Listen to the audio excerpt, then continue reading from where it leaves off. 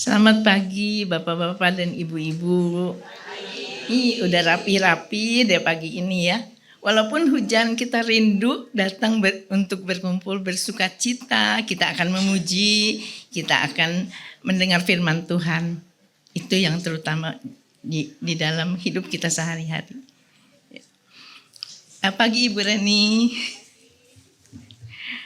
Mari kita akan memulai ibadah ini dengan memasuki saat teduh sejenak.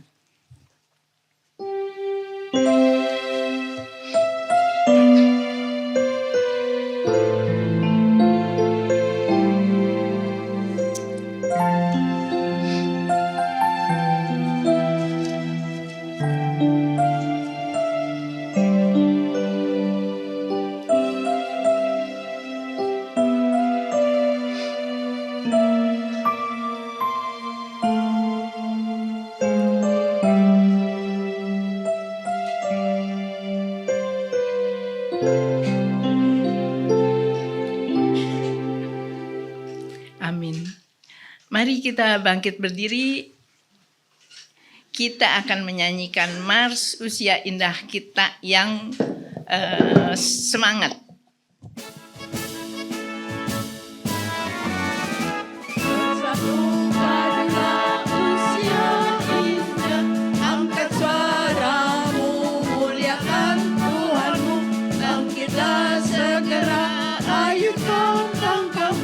Jadi teladan bagi dunia, usia indah sukacita senantiasa, tekun berdoa mengasihi sesama. Usia indah bersyukur senantiasa, teguh beriman jadi berkat sesama. Bersatu padulah usia indah, angkat suaramu muliakan Tuhanmu, bangkitlah segera ayunkan langkahmu, jadi teladan bagi dunia. Usia indah sukacita senantiasa, tekun berdoa mengasihi sesama. Usia indah bersyukur senantiasa, teguh beriman jadi berkat sesama. Semangatlah usia GKI Kadin Serpong.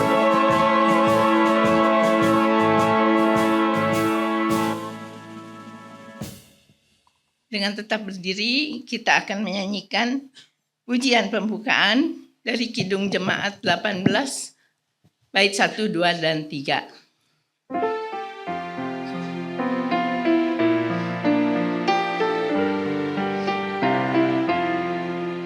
Allah hadir bagi kita dan hendak memberi berkat, melimpahkan kuasa Roh-Nya bagai hujan yang lebat.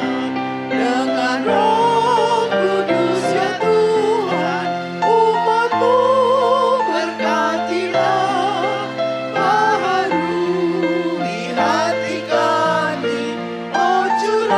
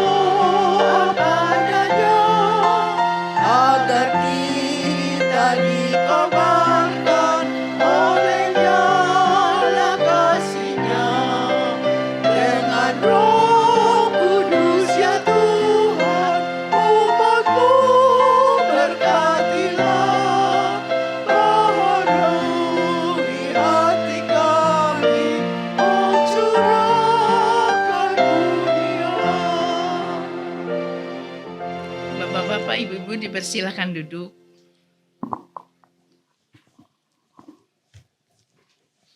Kita akan menaikkan doa pembukaan. Mari kita berdoa. Tuhan Allah yang Maha Pengasih, terima kasih Tuhan, kami sudah boleh berkumpul pagi ini, semua karena kasih setiamu. Kami mau memuji, memuliakan nama-Mu, dan mendengar firman-Mu yang akan dibawakan oleh Ibu Reni Pujiastuti.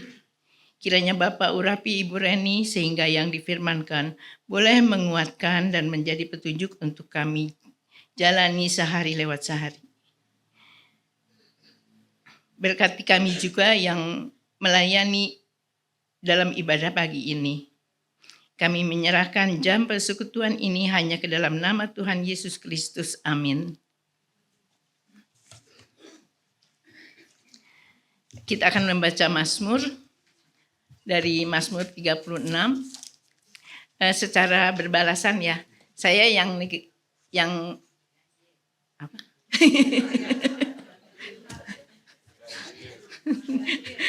Saya yang ganjil dan Bapak Ibu yang genap.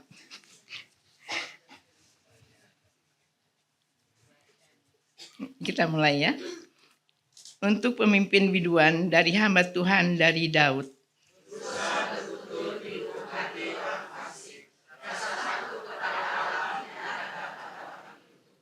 Sebab ia menyanjung dirinya sampai ia tidak menemukan kejahatannya dan membenci.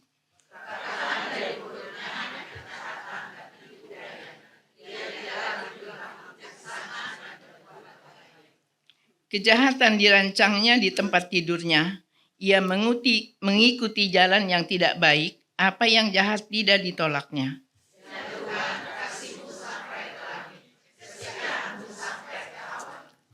Keadilanmu seperti gunung-gunung Allah yang tinggi, hukummu bagaikan samudra dalam yang dahsyat, manusia dan hewan kau selamatkan ya Tuhan.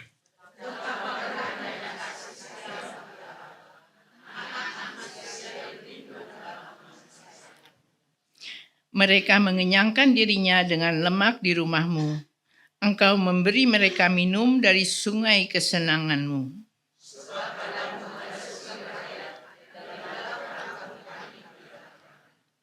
Lanjutkanlah kasih setiamu bagi orang yang mengenal Engkau, dan keadilanmu bagi orang yang tulus hati.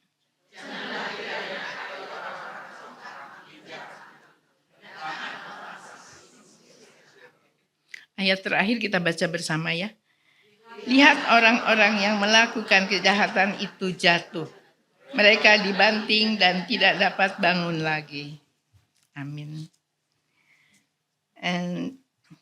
Kita akan mendengarkan kesaksian dari paduan suara Simeon.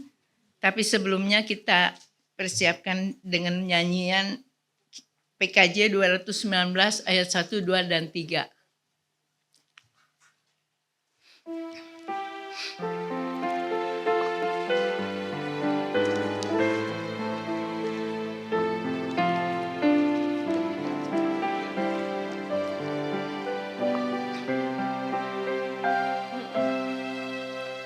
Di saat ini ku angkat tembang, ku angkat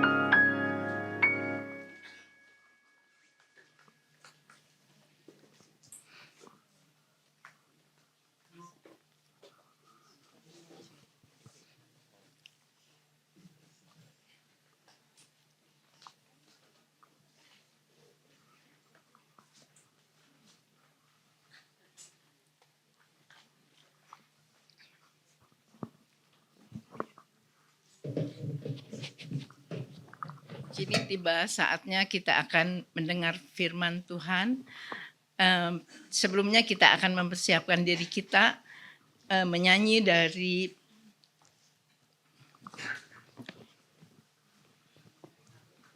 NKB 119 bait 1, 2, dan 3.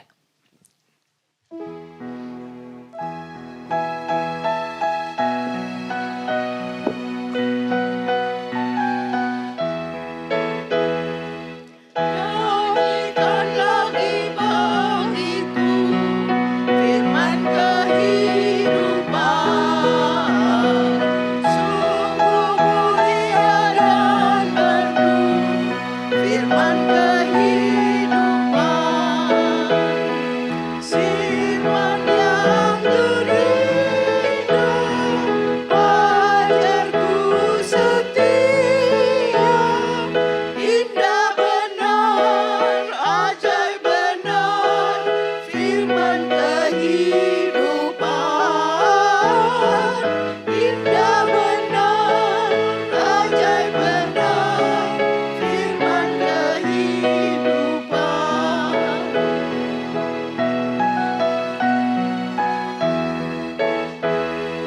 Kristus memberi dunia firman kehidupan.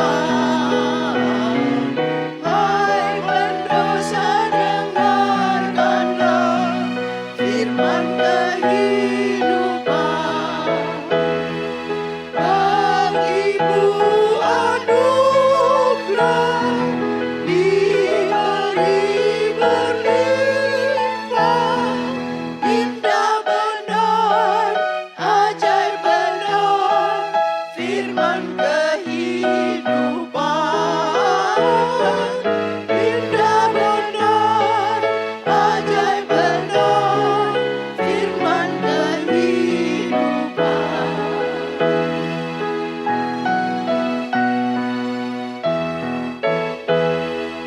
Manislah gema Injilnya, firman kehidupan. Damai ampunan diberinya, firman kehidupan. Yesus Juru Selamat, sumber segala rahmat, indah benar, ajaib benar, firman kehidupan, indah benar, ajaib benar, firman kehidupan. Mari sekali lagi kita tunduk kepala, kita berdoa. Kami bersyukur ya Tuhan untuk kasih setia Tuhan di dalam kehidupan kami. Secara khusus kalau di dalam kesempatan pagi hari ini, Engkau masih memberikan kami waktu untuk kami boleh belajar kebenaran firman Tuhan. Bila sungguh Tuhan seperti lagu yang kami nyanyikan, kami tidak merasakan firman ini menjadi satu hal yang membosankan, tetapi menjadi firman yang indah, yang sungguh luar biasa. Kami rindu tiap kali kami bersekutu, boleh kembali mendengar firman Tuhan. Bila Engkau yang boleh menolong setiap kami pribadi lepas pribadi yang ada di tempat ini, supaya setiap kami dapat mengerti, memahami, terlebih melakukan kebenaran firman Tuhan di dalam kehidupan kami hari demi hari. Berkati juga untuk hamba-Mu, biarlah di dalam segala keterbatasannya, hanya kemuliaan Tuhan saja yang boleh dinyatakan. Berfirmanlah ya Tuhan, kami siap mendengar. Di dalam nama Tuhan kami Yesus Kristus, kami berdoa dan bersyukur. Amin. Ya, selamat pagi Oma Opa yang terkasih di dalam Tuhan. Kita berjumpa kembali ya, semoga belum bosan dengan saya. Ya, hari ini kita akan belajar satu tema, beriman dan bertindak. Beriman dan bertindak. Kita akan membuka bagian firman Tuhan, surat Yakobus pasalnya yang kedua. Kita akan baca ayat yang ke-14 sampai dengan 26. Yakobus 2 ayat 14 sampai dengan ke-26.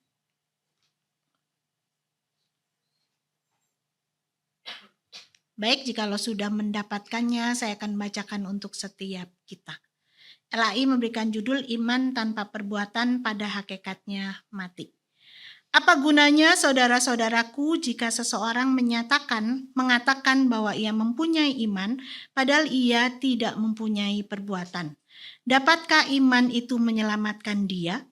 Jika seorang saudara atau saudari tidak mempunyai pakaian dan kekurangan makanan sehari-hari, dan seorang dari antara kamu berkata, "Selamat jalan, kenakanlah pakaian hangat dan makanlah sampai kenyang," tetapi ia tidak memberikan kepadanya apa yang perlu bagi tubuhnya, apakah gunanya itu? Demikian juga halnya dengan iman. Jika iman itu tidak disertai perbuatan, iman itu pada hakikatnya mati.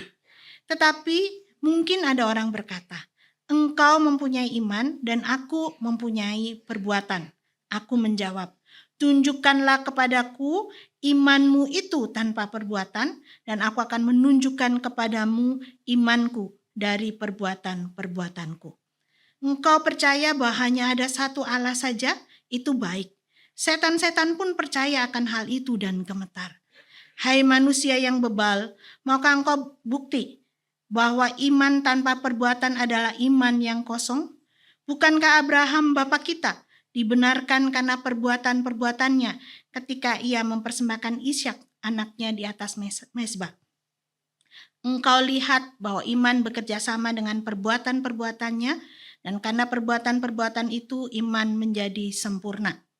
Dengan demikian genaplah nas yang mengatakan, "Lalu percayalah Abraham kepada Allah, maka Allah memperhitungkan hal itu kepadanya sebagai kebenaran, dan ia disebut sahabat Allah." Jadi kamu lihat bahwa manusia dibenarkan karena perbuatan-perbuatannya dan bukan hanya karena iman. Bukankah demikian juga Rahab pelacur itu dibenarkan karena perbuatan-perbuatannya ketika ia menyembunyikan orang-orang suruhan itu di dalam rumahnya, lalu menolong mereka lolos melalui jalan yang lain. Sebab sebagaimana tubuh tanpa roh mati, demikian juga iman tanpa perbuatan mati. Sampai demikian jauh pembacaan firman Tuhan. Berbahagia setiap kita yang mendengarkan, merenungkan, terlebih melakukannya di dalam kehidupan kita hari demi hari. Apa yang terkasih di dalam Tuhan, bicara tentang iman pasti kita semua tahu. Ya, iman adalah bagian yang penting dari kehidupan orang Kristen. Ya, kalau di dalam Ibrani 11 ayat yang ke-6 dikatakan nggak mungkin seseorang itu menyenangkan Tuhan tanpa iman. Kalau di dalam Efesus 2 ayat 8 dikatakan orang percaya itu diselamatkan oleh iman. Dan di dalam surat Roma pasal 14 ayat 23 ketika waktu itu ada perdebatan tentang boleh makan nggak persembahan makanan yang sudah dipersembahkan kepada berhala, dibilang tergantung hati nuranimu, begitu ya. Kemudian ditutup, tapi segala sesuatu yang kamu nggak lakukan karena iman itu adalah dosa. Nah, ini sebagian kecil fakta-fakta Alkitab yang mau menunjukkan kepada kita betapa pentingnya iman itu. Dan setiap kita di tempat ini meyakini, ya seperti di dalam Efesus 2 ayat 8 bahwa kita diselamatkan itu oleh iman. Setuju? Setuju ya? Nah, oleh karena itu beberapa orang berpikir bahwa surat yang ditulis oleh Yakobus ini bertentangan dengan apa yang dinyatakan oleh Paulus gitu. Karena di Efesus tuh dibilang orang percaya diselamatkan oleh iman. Tetapi kenapa hari ini kita bicara bahwa orang diselamatkan bukan karena iman tapi tambah perbuatan baik, perbuatan-perbuatannya. Jadi mana yang benar? Iman dan perbuatan ya. Ya, kita mesti belajar apa yang terkasih di dalam Tuhan bahwa sebenarnya beda latar belakang begitu ya. Kalau di surat Roma, di surat-surat Paulus itu biasanya dia tulis untuk orang-orang yang bukan Yahudi. Makanya dia sangat menekankan bahwa keselamatan itu diperoleh melalui iman. Tetapi kalau di dalam surat Yakobus ini di dalam pasal 1 ayat 1 dikatakan surat ini ditujukan untuk orang-orang Ibrani atau orang-orang Yahudi yang ada di perantauan. 12 suku yang ada di perantauan. Jadi kalau kita belajar tentang orang-orang Yahudi, sejak kecil mereka itu diajarkan Taurat. mereka diajarkan tentang bagaimana orang-orang itu sebenarnya diselamatkan itu karena iman. Ini udah biasa gitu ya. Nah, tapi yang jadi masalah adalah mereka di dalam kehidupan sehari-hari itu menghadapi ada masalah-masalah yang real gitu. Salah satunya tadi mengalami penderitaan. Karena apa? Karena iman mereka. Mereka harus tersebar ke beberapa daerah karena menghindari penganiayaan tersebut. Kemudian kalau di dalam bagian ini ya kita baca, ternyata ada orang-orang di kalangan mereka di dalam pasal 2 yang bagian awal, ada orang-orang yang memandang muka. Dilihat nih kalau datang bajunya bagus, kayaknya penghasilannya gede gitu ya. Kemudian mereka tuh dihormati lebih daripada yang lain. Kalau di dalam pasal 3 kita di situ juga diangkat satu tema, ada apa? Ada dosa karena lidah. Nah, nampaknya di tengah-tengah orang-orang percaya itu juga ada orang-orang yang jatuh di dalam dosa karena lidahnya. Bahkan ada perpecahan begitu ya di dalam jemaat-jemaat. Karena ada pergumulan-pergumulan yang mereka hadapi. Nah, dengan latar belakang demikianlah, jadi sebenarnya nggak ada pertentangan gitu. Karena kenapa sih Yakobus bicara ini? Dia bicara kepada orang-orang yang sudah mengerti konsep tentang diselamatkan oleh anugerah. Tetapi ternyata ada satu hal yang lubang di sana. Mereka lupa bahwa iman mereka itu harus dinyatakan di dalam kehidupan sehari-hari. Maka di dalam bagian ini kita melihat ya ada 3 jenis iman ya. Jadi iman yang bagaimana sih yang menyelamatkan? Gitu ya, ini akan jadi ayat nas kita nanti. Demikian juga halnya dengan iman. Jika iman tidak disertai perbuatan, iman itu pada hakikatnya mati. Ya, yang pertama dari bacaan kita tadi, kita belajar tentang iman yang mati. Iman yang mati itu seperti apa? Iman yang mati itu adalah iman yang terbatas kepada pengetahuan saja. Seperti orang-orang Yahudi ini yang dari kecil mereka dilatih belajar Taurat, ngafalin, bahkan dikatakan umur berapa itu udah harus hafal, begitu ya.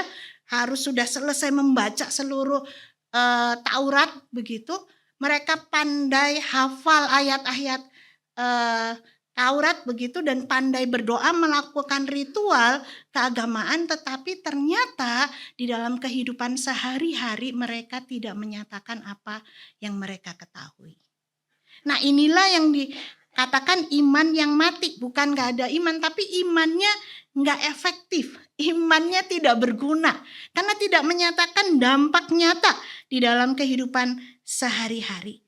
Bahkan di dalam bagian ini iman itu harus ditunjukkan bukan cuma ketika di gereja hafal banyak ayat. Kalau MMA, yang lain sudah gak bisa hafal ayat, saya bisa loh langsung 10 ayat. Bukan sekedar itu. Atau kalau berdoa nih, si Ibu A, Oma A, Opa B gitu ya, dia kata-katanya bagus. Ternyata bukan sekedar itu. Tetapi ketika bicara iman itu mesti nyata bahkan di dalam kebutuhan sehari-hari saja. Kalau kita baca tadi di sini ada 2 hal ya, dikatakan kalau ada orang yang butuh pakaian dan makanan, bagaimana sih sikap orang beriman itu? Kadang yang paling gampang ya saya doakan ya. Ya pasti Tuhan tolong kamu. Masalahnya ketika kita dipertemukan dengan mereka, apakah cuma berhenti di sana? Mana buktinya? Itu yang Tuhan mau. Mau apa yang terkasih di dalam Tuhan, sekitar 13 tahun yang lalu saya belajar main keyboard. Agak nggak percaya kan? Nggak ada yang percaya. Ya karena saya nggak pernah main gitu. Jadi ceritanya begini, waktu itu saya pelayanan di satu pos jemaat yang kecil. Jadi kota kecil, anak-anak mudanya biasanya pergi ke kota yang lebih besar. Jadi kekurangan pemusik. Nah satu waktu jemaat tuh bilang, Bu kalau modelnya begini terus kita itu pasti kekurangan pemusik. Gimana kalau kita belajar? Akhirnya karena jemaat semangat, ada ibu-ibu yang juga sudah cukup umur gitu mau belajar. Saya bilang wah Masa saya hamba Tuhannya nggak belajar ya? Akhirnya untuk menyemangati saya ikut gitu. Cukup lama. Saya berhenti itu mau melahirkan anak saya yang kedua. Baru berhenti les keyboard gitu ya. Belajar banyak.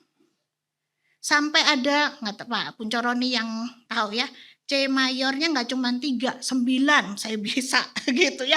Terus yang tangan kanan, tangan kirinya udah diajarin beda gitu. Awal-awal bingung ini tulisannya di sebelah kiri, tapi tangannya yang mencet sebelah kanan gitu ya. Diajarin itu. Tapi masalahnya sekarang saya nggak pernah pakai. Di sini banyak pemain musik yang handal ya. Saya dulu cuma main chord aja sih. Udah dasar banget gitu.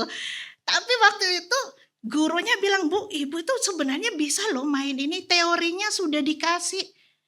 Udah gak usah mikir, Bu. Main aja." Gimana gak mikir? Saya bilang, itu banyak not. Saya musiknya jelek sekali sih sebenarnya ya. Jadi dipikir, semua itu dipikir. Terus dia bilang, "Ibu tuh sebenarnya bisa nih, udah tahu loh teori-teori ini." Ya masalahnya kan saya harus praktek. Saya bilang, saya mesti pikir dulu, nggak keburu Bu. Gitu. Akhirnya lama, memang kemudian kami pindah ke sini. Dulu terpaksa, ya kadang-kadang saya ditugasin ngiring hari Minggu karena memang nggak ada. Tapi ya itu pencet chord, modal aja. Kalau keyboard kan banyak musik latar belakangnya, jadi bisa chord ya udah pencet-pencet chordnya aja. Tapi 13 tahun berlalu saya nggak pernah pakai itu. Mungkin saya salah pencet nada. Kalau sekarang kebaktiannya jadi hancur kalau saya suruh ngiring gitu ya. Nah, mau apa yang terkasih di dalam Tuhan, belajar teori saja nggak cukup. Betul itu perlu, karena tanpa teori kita nggak akan ngerti yang mana yang benar. Tetapi iman yang hidup, nanti kita akan belajar ya. Iman yang hidup itu harus disertai dengan perbuatan. Nah, bagaimana dengan kita, Oma Opa? Mungkin kita sudah ikut Tuhan dari lahir, dari dalam kandungan, udah Kristen. Berapa banyak ayat yang sudah kita hafal? Atau kalau sekarang gereja kita lagi gemar membaca Alkitab. Oh, saya sudah selesai 5 putaran, Bu Reni baca Alkitab dari perjanjian lama, perjanjian baru. Bagus itu. Tetapi bagaimana dengan kehidupan kita sehari-hari? Apakah kita menyatakan iman kita di dalam kehidupan sehari-hari? Ketika kita datang di dalam pelayanan rajin, ya ikut persekutuan, tetapi ternyata dengan orang yang terdekat saja kita nggak bisa akur. Dengan orang yang duduk sebelah kita saja, wah, jangan deket-deket, kasih jarak. Dulu kalau SD gitu ya, suka digarisin, masih zamanin gitu nggak? Oh, temennya satu bangku, nggak boleh lewatin ini. Bahkan kita nggak pernah tahu orang-orang yang datang di sini. Kadang tiap Rabu ketemu, udah lama nggak kelihatan, kemana ya dia? Atau kita malah nggak sadar, ada loh namanya siapa ya, Wati begitu. Oh ada ternyata, ada ya namanya. Diganti aja ya enggak. Ya, Oma Opa yang terkasih di dalam Tuhan, jangan sampai yang pertama ya kita memiliki iman yang mati. Iman yang berhenti hanya sebatas pengetahuan. Ya, kenapa? Karena iman yang demikian tidak menyelamatkan. Iman yang sejati itu pasti menghasilkan perubahan hidup. Ya, sekali lagi, iman yang sejati pasti menghasilkan perubahan hidup. Seorang penafsir Warren Wiersbe mengatakan, tidak ada seorang pun yang datang kepada Yesus di dalam iman dan kemudian menjadi tetap sama. Artinya, kalau dulu dia orang yang tidak pernah peduli, ketika dia ada di dalam Kristus pasti ada perubahan yang dinyatakan di dalam kehidupannya. Nah, mari kita menelisik hati kita, apakah kita masih di tahap ini? Di tahap pengetahuan, punya banyak pengetahuan tentang Allah, tentang doktrin keselamatan, tentang kekristenan, tetapi ternyata hidup kita jauh mempraktekkan hal ini. Bahkan untuk hal-hal yang pokok, yang sehari-hari saja ketika ada orang butuh pakaian, butuh makanan, kita sama sekali nggak peka. Jenis iman yang kedua yang kita baca di dalam bagian ini adalah iman siapa? Di situ dikatakan iman setan, ya. Ayat yang ke ini ya, 19. Engkau percaya bahwa hanya ada satu Allah saja, itu baik. Kenapa? Dibilang setan-setan pun percayakan hal itu dan gemetar. Kalau kita baca di dalam beberapa bagian Alkitab, di sana memang dikatakan bagaimana setan itu mengakui kuasa Tuhan. Ya, bahkan kalau di dalam peristiwa yang mengusir roh jahat ya dari seseorang yang kerasukan tuh dibilang jangan ganggu kami. Artinya setan tahu otoritasnya Tuhan dan gemetar. Tetapi apa faktanya? Hidup setan ini dikenal dengan melawan Allah. Ya, tahu betul ada pribadi yang berkuasa, ya gemetar, takut, tetapi masalahnya sekali lagi nggak sampai kepada tindakan nyata. Justru sebaliknya, hidup mereka itu adalah melawan Allah. Nah, Oma-Opa yang terkasih di dalam Tuhan, sekali lagi kita diingatkan, hidup yang beriman itu harusnya dinyatakan dengan hidup yang berbuah. Ya, fruitfulness demonstrate faithfulness. Kalau di dalam Yakobus 2 ayat 18 di sana dikatakan ada orang-orang yang bilang, oh aku bisa tunjukin imanku, nggak usah pakai perbuatan, gitu ya. Tetapi orang-orang yang seharusnya orang percaya itu menunjukkan imannya melalui perbuatan sehari-hari.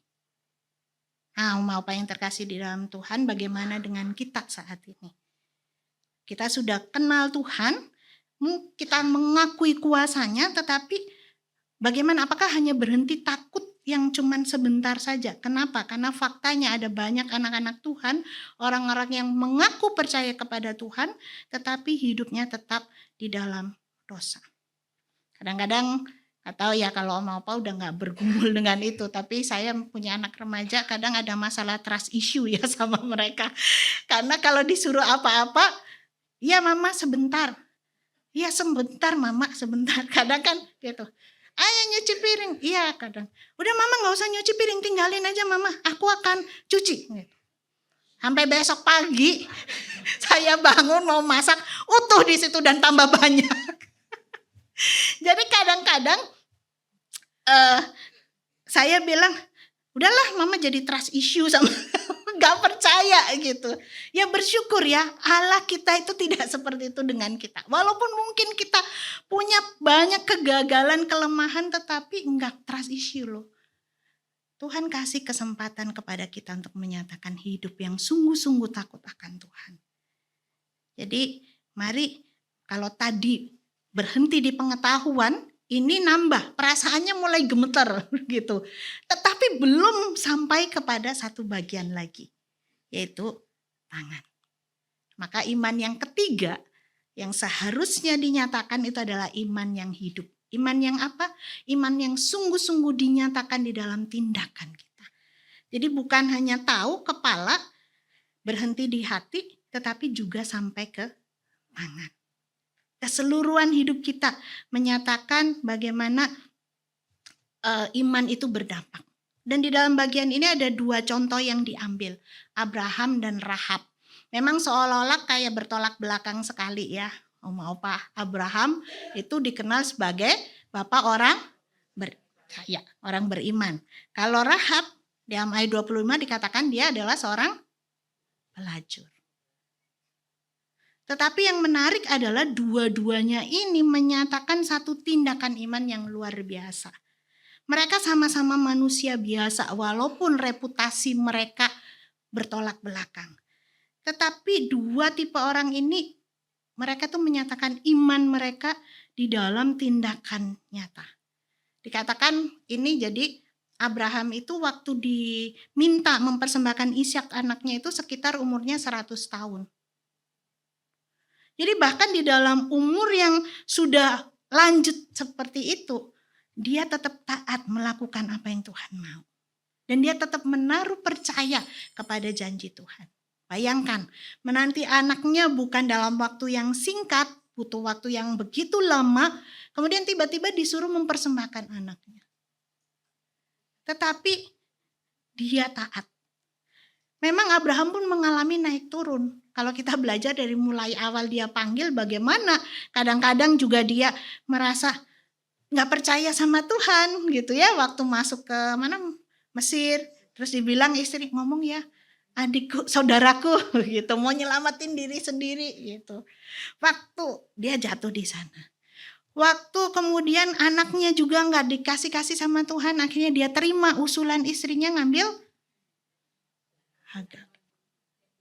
Hagar. Sarah istrinya sah resmi. Hagar. Ya, jadi ada dinamika iman di sana. Tetapi di dalam perjalanan itu, iman yang hidup itu bertumbuh dan makin dewasa. Hingga satu titik ketika Tuhan meminta Abraham untuk mempersembahkan anaknya. Dia tanpa tanya-tanya, dia taat kepada Tuhan. Bukan manusia super, tetapi imannya terus bertumbuh. Kenapa? Karena dinyatakan di dalam tindakan. Kemudian juga Rahab nggak, di dalam bagian ini kita melihat nggak melihat masa lalunya. Dia dibenarkan bukan karena statusnya sebagai seorang wanita yang tunasusila begitu, bukan. Tetapi tindakannya bagaimana dia menolong pengintai-pengintai itu, menyembunyikannya dan memberikan jalan kepada mereka. Dan dia percaya akan datang pribadi, akan memberikan keselamatan bagi keluarganya. Sampai akhirnya kalau kita melihat nanti di sejarah silsilahnya Yesus, dia ada disebut di sana. Kenapa? Berhenti di dalam omong doang? Enggak. Ternyata dia nyatakan di dalam tindakan-tindakan. Nah, bagian ini yang kita di-remind, jadi memang sejalan. Sekali lagi kita mendapatkan keselamatan itu hanya karena iman, tetapi iman kita harus kita nyatakan di dalam perbuatan. Karena itu bukti nyata. Ya. Iman bukan hanya kata-kata, tetapi mesti terlihat, mesti ada dampaknya. Mungkin saat ini kita juga merasa sangat terbatas, tetapi oma-opa yang terkasih di dalam Tuhan, kita masih bisa menyatakan iman kita di dalam perbuatan. Ya, saya berharap kita bukan hanya, mungkin udah banyak lupa, banyak beberapa 2 minggu lalu ya saya melawat seorang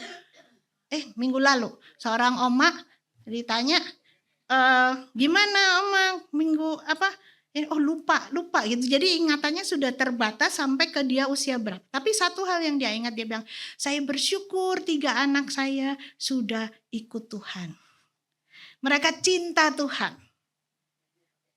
Jadi saya pikir itu satu hal yang luar biasa yang dia sudah nyatakan ya, selama dia masih muda dia meninggalkan satu warisan yang luar biasa. Nah, oma-opa yang terkasih di dalam Tuhan, hari ini kita juga dipanggil untuk kita juga boleh menyatakan iman yang nyata di dalam tindakan. Beriman dan bertindak itu seperti 2 sisi mata uang yang tidak bisa dipisahkan. Jadi jangan bilang, saya yang penting kan beriman, yang penting kan nanti diselamatkan. Betul, keselamatan itu sudah tuntas. Tapi masalahnya hari ini Tuhan masih izinkan kita tinggal di tengah-tengah dunia dan kita harus menyatakan iman kita melalui perbuatan-perbuatan kita. Saya mengenal ada seorang oma yang punya anak itu 13. Banyak ya. Nah, saya lupa cucunya berapa. Yang menarik waktu itu terakhir saya melayani itu dia udah umur 90 tahun. Tapi dia gak pikun. Kenapa? Karena tiap malam dia berdoa untuk cucu-cucunya, disebutin satu-satu. Dan itu luar biasa, jadi menolong dia untuk mengingat banyak hal gitu. Dan sampai saat terakhir itu dia sama sekali tidak kehilangan ingatannya. Hari ini mungkin kita berpikir, saya sudah gak bisa mau ikut mission trip, kakinya udah, tadi Bu Aji cerita ya, tiba-tiba udah sakit nih kalau berdiri lututnya, kayak belakang tuh kayak susah. Kalau suruh mission trip sekarang pergi ke daerah, kita susah. Belum pinggang, nanti tidurnya gak enak kan ya, ganti cuaca, masuk angin gitu. Tetapi ada banyak hal yang masih kita bisa kerjakan. Mungkin ada orang-orang di sekitar kita yang butuh didukung. Di sini yang datang sudah banyak, tetapi mungkin ada banyak orang juga yang tidak bisa datang ke persekutuan kita. Betapa kalau kita gak mikir mau pergi ke sini itu mudah, ada banyak orang yang bahkan tidak bisa merasakan persekutuan ini. Kita bisa loh telepon. Ya, ada oma-oma yang umur 100 tahun juga masih rajin WA-an, katanya tulisannya rapi banget gitu. Nyapain satu-satu. Itu kita bisa lakukan. Atau kita berdoa buat teman-teman kita. Setia berdoa. Saya dulu di salah satu jemaat juga ada, dia rajin juga doakan setiap hamba-hamba Tuhan yang datang ke gereja itu. Jadi dia memang tambah hari Bu, tambah panjang daftar doanya. Tapi gak apa-apa, hanya itu yang bisa saya lakukan. Nah hari ini saya menantang setiap kita, bagaimana Tuhan menuntun kita, menyatakan iman kita melalui perbuatan. Apa yang terkasih di dalam Tuhan, mengaku kita beriman itu mudah. Tetapi bagaimana kita menyatakan itu di dalam tindakan itu tantangannya. Ya, kalau survei itu mengatakan daya ingat kita itu kalau baca itu cuma 10% dari yang kita baca yang kita ingat. Kalau dengar ternyata lebih banyak ya, 20%. Kalau baca dan dengar 50%. Tapi kalau diskusi, makanya bersyukur ya setelah ini ada diskusi, itu nambah lagi 70%. Tetapi lebih kuat lagi kalau itu dialami. Apa yang kita pelajari itu dialami jadi 80%. Nah meningkat lagi kalau kita mulai mengajar kepada orang lain. Jadi apa yang kita terima, kita ajarkan, tetapi juga kita mesti lakukan. Nah saya nggak tahu seberapa banyak, pasti sudah banyak firman Tuhan yang kita dengar. Bagaimana iman kita mulai bertumbuh di dalam kehidupan kita, mungkin dari kita bayi, dari lahir kita sudah Kristen. Tapi mari apa yang kita dengar tidak hanya berhenti di dalam pengetahuan. Mari kita nyatakan di dalam tindakan kita. Mari kita praktekkan di dalam kehidupan kita sehari-hari. Apa sih yang dibutuhkan sekitar kita? Dan apa yang bisa kita lakukan? Bukan hal yang besar, tapi hal yang bisa kita lakukan dan Allah sangat menghargai itu. Mari Oma-Opa yang terkasih di dalam Tuhan, kita kembali diingatkan bahwa iman kita itu harus nampak dan harus bisa dirasakan oleh orang-orang sekitar kita. Jadi jangan berhenti di dalam iman yang mati ataupun bahkan iman es tadi ya. Tapi biarlah setiap kita yang ada di tempat ini punya iman yang hidup, yang terus bertumbuh di dalam perjalanan kita bersama dengan Tuhan. Dan itu nyata di dalam tindakan kita. Mari kita baca bersama-sama Yakobus 2 ayat 17 sebagai ayat mas kita. Nanti kita bersama terus merenungkan bagian ini ya. Yakobus 2 ayat 17, 2, 3. Demikian juga halnya dengan iman. Jika iman itu tidak disertai perbuatan, iman itu pada hakikatnya mati. Ya, mari kita tunduk kepala, kita merenungkan bagian firman Tuhan ini dan kita nanti lanjutkan di dalam doa syafaat.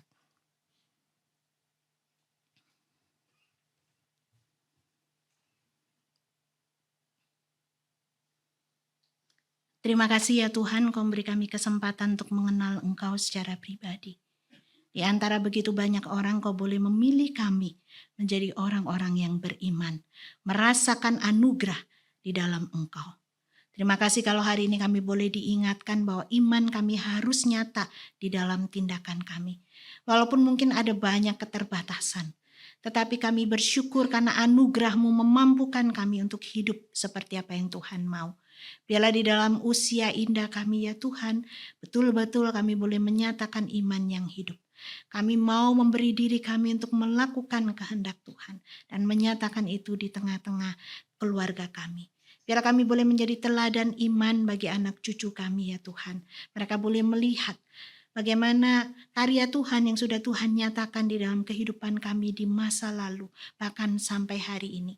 Ketika tubuh kami sudah melemah, tetapi Tuhan yang terus menopang kami. Biar kami boleh menyaksikan itu ya Tuhan kepada setiap orang yang berjumpa dengan kami. Mereka boleh merasakan kasih-Mu melalui kehadiran kami. Beri kami kepekaan Tuhan terhadap kebutuhan-kebutuhan yang diperlukan sekitar kami. Bukan hanya sibuk, kami pengen dituruti, kami pengen diperhatikan saja. Tetapi kami mau belajar untuk memperhatikan sesama kami. Biarlah kalau Tuhan izinkan kami berjumpa dengan orang-orang yang membutuhkan, menyatakan kasih kami, iman kami, Tuhan tolong kami, mampukan kami. Biarlah seperti Abraham yang sudah Tuhan pakai sampai usianya yang lanjut, untuk boleh tetap setia menjadi teladan iman bagi kami juga boleh nyatakan itu di dalam kehidupan kami. Sampai akhir hidup kami Tuhan. Kami boleh didapati sebagai orang-orang yang berani menyatakan iman kami di dalam tindakan sehari-hari. Bapak, saat ini kami mau berdoa untuk Ibu Kien yang sedang menjalani radiasi. Tuhan boleh menolong memberkati untuk proses di dalam pengobatan yang dijalani. Kami berdoa juga untuk Mike, anak Ibu Wanti, di dalam proses pengobatan dan pemulihan untuk sakitnya. Mari Tuhan yang boleh terus juga menilik menjamahnya. Kami berdoa juga untuk Bapak Nasikin di dalam proses pemulihan mata kanan karena bakteri. Tuhan, Engkau juga yang tidak meninggalkannya. Engkau yang terus beserta di dalam setiap proses pengobatan yang sedang dilakukan. Saat ini kami juga bersahati untuk kesehatan pengurus dan juga seluruh jemaat Usinda beserta dengan keluarga masing-masing. Di tengah cuaca yang tidak menentu ini, Tuhan, kami sungguh memohonkan belas kasihan Tuhan. Bila kami boleh mendapatkan kesehatan yang sempurna dari Tuhan. Dan tolong kepada kami untuk kami juga berhikmat menjaga kesehatan kami. Kami berdoa juga untuk program kerja Usinda yang sudah direncanakan. Biarlah program ini boleh berjalan dengan baik dan sesuai dengan rencana-Mu ya Tuhan. Membawa jemaat usia indah makin dekat dengan Tuhan. Makin melekat kepada Tuhan. Dan mereka juga boleh menyatakan kesaksian yang hidup menjadi teladan iman bagi generasi yang lebih muda. Ya Bapak, saat ini kami juga mau menyerahkan untuk proses pembangunan gereja kami. Kami bersyukur sampai sejauh ini Tuhan sudah boleh memimpin. Dan kalau hari Senin yang lalu sudah dilaksanakan topping off, kami serahkan untuk proses selanjutnya. Kami berdoa supaya segala proses boleh berjalan dengan lancar dan selesai tepat pada waktunya. Dan kiranya Tuhan, Engkau juga yang boleh mencukupkan setiap kebutuhan yang diperlukan. Bapak, saat ini kami juga bersyukur untuk saudara-saudara kami yang terkasih yang berulang tahun dari tanggal 3 sampai dengan 9 Juli. Kami bersyukur untuk Ibu Julianti yang berulang tahun di tanggal 3 yang lalu. Kami bersyukur untuk Ibu Titin Muhinar dan Ibu Yeni Hutahuruk yang berulang tahun tanggal 4 yang lalu. Dan juga untuk Ibu Hua Walandau di tanggal 8. Kami bersyukur untuk setiap kasih setia Tuhan di dalam kehidupan saudara-saudara kami terkasih ini. Usia yang Tuhan tambahkan artinya kepercayaan untuk boleh Tuhan berikan bagi mereka sama mereka menjalani hari-hari di dunia ini. Biar mereka boleh menjadi berkat bagi anak cucu dan menantu dan setiap orang yang mereka jumpai. Setiap doa-doa yang mereka naikkan kiranya Tuhan boleh dengarkan dan jawab sesuai dengan waktu dan cara-Mu. Limpahkan kekuatan kesehatan bagi mereka, pakai mereka menjadi saksi-Mu. Terima kasih ya Tuhan, ini seru doa kami percaya Engkau akan menjawab sesuai dengan waktu dan cara-Mu. Dan ajar kepada kami untuk setia menantikan jawaban Tuhan dalam ketundukan kami kepada otoritas-Mu. Kami bersyukur di dalam nama Tuhan kami Yesus Kristus, kami berdoa. Amin.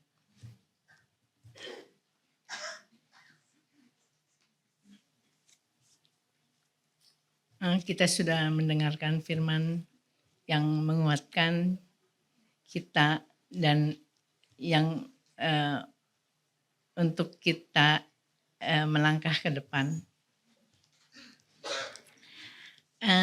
Kita masuk ke seksi persembahan. Mazmur 96 ayat 8. Berilah kepada Tuhan kemuliaan namanya, bawalah persembahan dan masuklah ke pelatarannya. Mari kita menyanyi dari KJ 287 bait 1, 2, dan 3.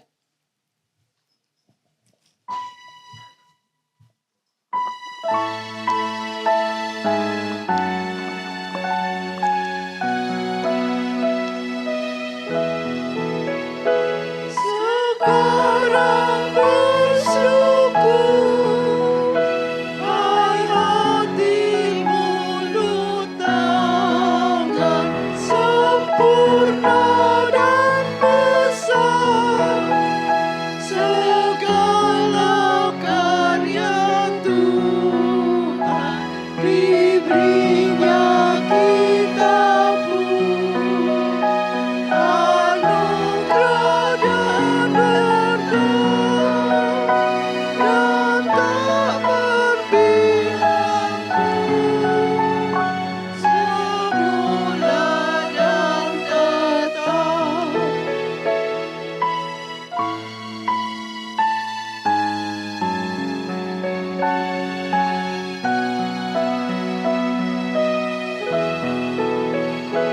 Yang Maha Mulia memberikan sukacita, damai sejahtera di dalam hidup kita, kasih-Nya tak terperi, mengasuh anak-Nya, tolongannya besar seluas dunia.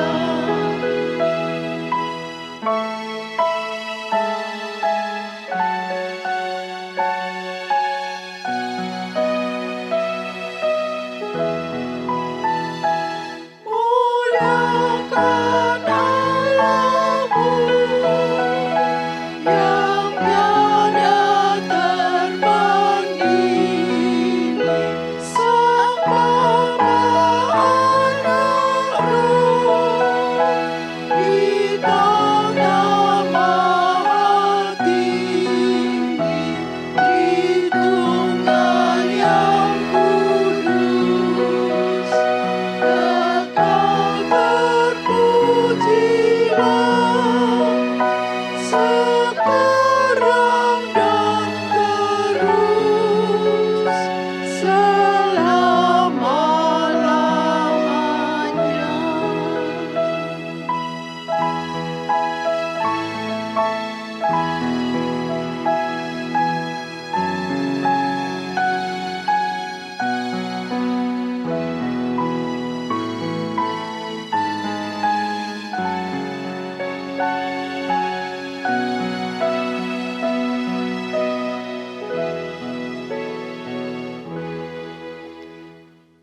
Mari kita bangkit berdiri untuk membawa persembahan kita.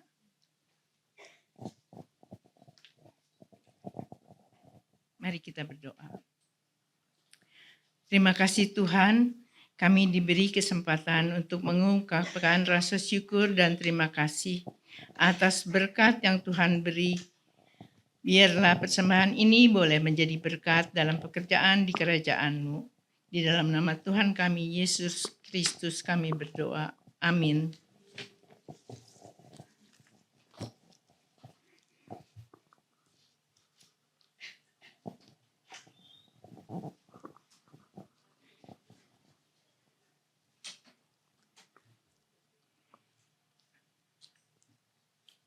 Sebagai penutup, kita akan menyanyi dari NKB 212 ayat 1, 2, dan 3.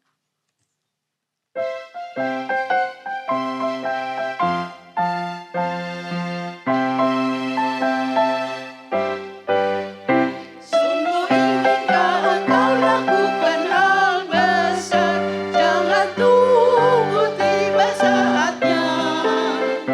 Kini tugasmu kerjakan dengan baik benar, jadilah suluh dunia, jadilah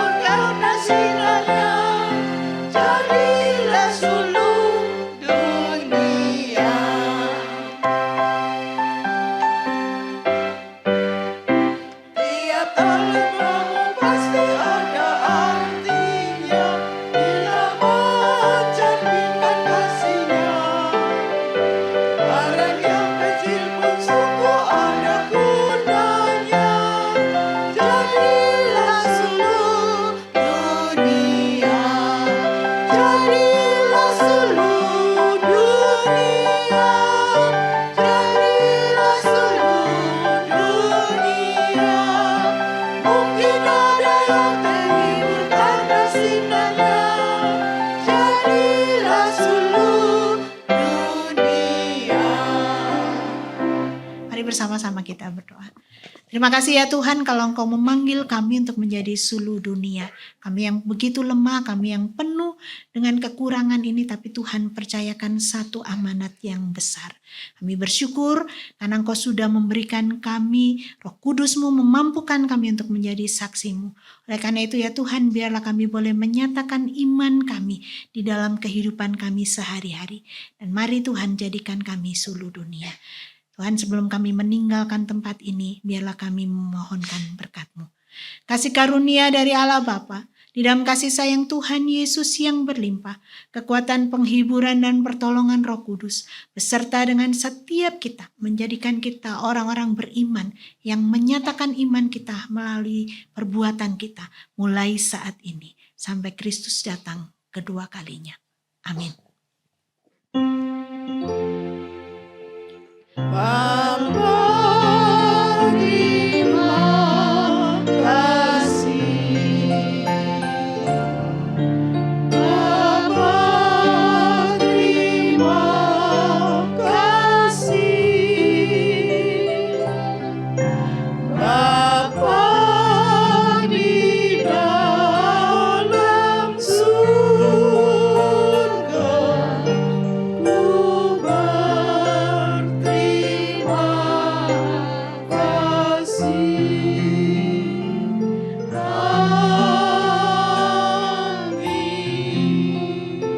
Tuhan memberkati, silakan.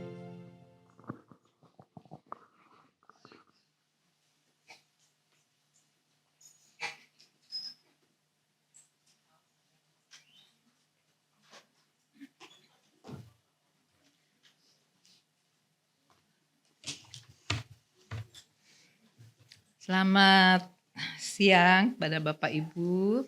Mohon perhatiannya untuk warta jemaat Usia Indah. Atas nama pengurus Usia Indah, kami mengucapkan terima kasih kepada Ibu Reni Yuliastuti yang sudah membawakan firman pada hari ini. Kiranya Tuhan memberkati Ibu dan keluarga. Terima kasih juga kepada pemimpin pujian, Ibu Herti Suhendra, ciciku tersayang. Singer kepada Ibu Aji dan Ibu Sinta Samosir, dan pemusik kepada Ibu Novi. Penerima tamu Ibu Maria Ernawati dan Ibu Lani Jayadi. Multimedia kepada Saudara Kelvin dan Saudara Efrat. Tuhan memberkati pelayanan Bapak dan Ibu sekalian. Tema persekutuan kita yang akan datang yaitu tanggal 16 Juli 2025, Tuhan selalu menolongku. 1 Raja-Raja 17 ayat 8 sampai 18 yang akan dibawakan oleh Pendeta Erma tuh ada di belakang. Ya, Pendeta Erma jangan lupa ya. Pemimpin pujian Ibu Hermin. Singersnya Ibu Heliana Ocha dan Ibu Julia Dharma. Pemusik Ibu Yanti, penerima tamu Ibu Ernawati dan Ibu Liana Cahyadi. Pembaca wartanya Ibu Rini Raharjo. Apakah ada tamu yang hadir untuk pertama kali pada hari ini? Mohon untuk memperkenalkan diri. Oh, di belakang tidak. Berarti tidak ada yang baru ya. Lalu ada pengumuman setelah persekutuan ini ada MMA dan latihan paduan suara. Dan tanggal 11 Juli hari Jumat ada latihan angklung, jangan lupa ya, di Gria Kasih pukul 10. Terima kasih atas kehadiran Bapak dan Ibu semuanya. Sampai bertemu pada hari Rabu yang akan datang. Tuhan memberkati.